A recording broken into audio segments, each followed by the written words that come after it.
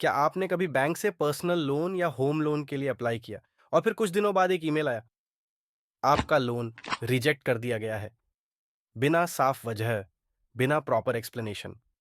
तो क्या बैंक वालों को आपकी शक्ल पसंद नहीं आई या फिर आपकी किस्मत ही खराब है?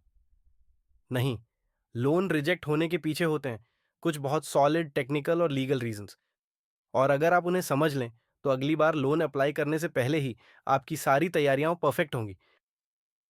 आज के इस वीडियो में हम बात करेंगे लोन रिजेक्शन के 10 बड़े कारणों की, और हर कारण के साथ मिलेगा एक आसान सॉल्यूशन। तो चलिए शुरू करते हैं, और इस वीडियो को एंड तक जरूर देखिए, क्योंकि आखिर में हम बताएंगे एक बोनस टिप जो आपको अगले लोन अप्रूवल में बहुत मदद करेगी।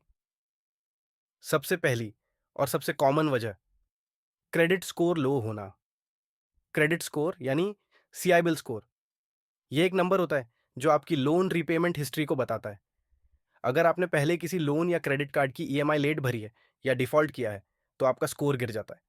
बैंक को क्या दिखता है? रिस्क। उन्हें लगता है कि आप पैसे लौटाने में भरोसेमंद नहीं हैं। सॉल्यूशन क्या है?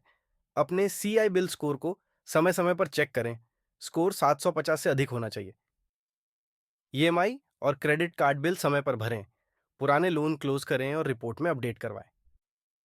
2. इनकम कम या अनस्टेबल। बैंक को सिर्फ ये नहीं देखना होता कि आप कौन हैं, बल्कि ये भी देखना होता है कि आप कितना कमाते हैं और वो कमाई कितनी स्टेबल है। अगर आपकी इनकम बहुत कम है या आपकी जॉब कॉन्ट्रैक्ट बेस्ड है, तो बैंक को लगता है कि आप ईएमआई रेगुलर नहीं भर पाएंगे। लोन से पहले आईटीआर, सैलरी स्लिप्स और बैंक स्टेटमेंट साफ सुथरे रखें। अगर पॉसिबल हो तो को एप्लीकेंट जैसे पेरेंट्स या स्पाउस को इंक्लूड करें, जिससे रीपेमेंट कैपेसिटी बढ़े। फ्रीलांसर्स अपने पिछले 2 साल की आईटीआर जरूर दिखाएं। 3. ज्यादा एग्जिस्टिंग लोन्स। अगर आपके ऊपर पहले से ही कई लोन्स या ईएमआई चल रही हैं, तो आपकी ईएमआई टू इनकम रेशियो बढ़ जाती है। मतलब आपकी मंथली इनकम का बहुत बड़ा हिस्सा पहले से ही लोन्स में जा रहा है। बैंक क्या देखता है? डेट बर्डन बहुत ज्यादा है, तो नया लोन देने का रिस्क है। पुराना लोन क्लोज करें या प्रीपे करें। एक कंसोलिडेशन लोन लेकर सभी छोटे लोन्स को एक में बदल दें। 4. अधूरे या गलत दस्तावेज। ये बहुत आम लेकिन दुर्भाग्यजनक कारण है।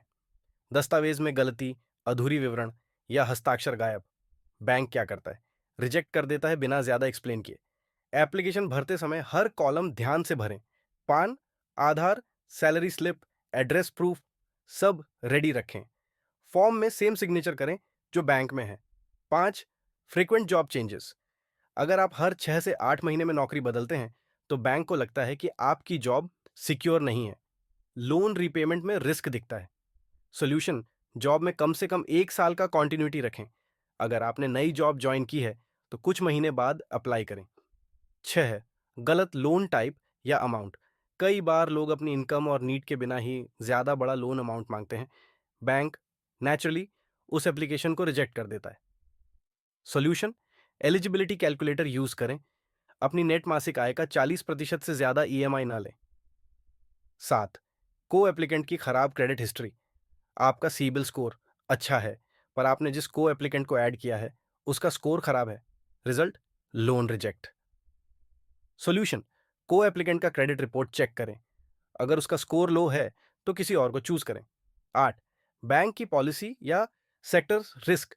कभी कभी बैंक का इंटरनल पॉलिसी ही ऐसी होती है कि वो किसी सेक्टर को रिस्की मानते हैं, जैसे real estate agents, MLM, crypto traders आदि। डिफरेंट बैंक या एनबीएफसी में ट्राई करें। क्लियर इनकम सोर्स शो करें। 9. Loan purpose unclear. बैंक पूछता है, लोन क्यों चाहिए? और अगर आप कंफ्यूजिंग या हाफ बेक्ड जवाब देते हैं, तो एप्लीकेशन में रेड फ्लैग लग सकता है।